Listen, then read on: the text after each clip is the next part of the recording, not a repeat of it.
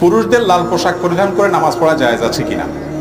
এর উত্তর হলো যে মহিলাদেরকে আল্লাহ রাব্বুল আলামিন যেই কোনো কালারের পোশাক পরার সুযোগ দিয়েছেন। সিল্কের পোশাক, ফুল 100% সিল্ক পরতে চায় মহিলারা, পড়তে পারে। যে কোনো কালারের পোশাক পরতে চায়, পড়তে পারে।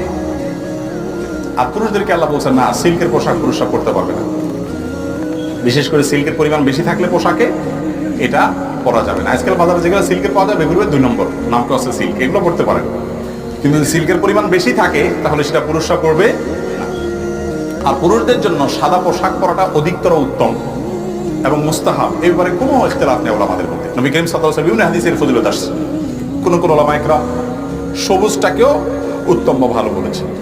এছাড়া পুরুষরা অন্যান্য কালার পড়তে পারলেও লাল, একেবারে পিওর লাল যেটা বা গাঢ় লাল যেটা বা হলুদ যেটা লালের দিকে চলে যায় বেশি, এই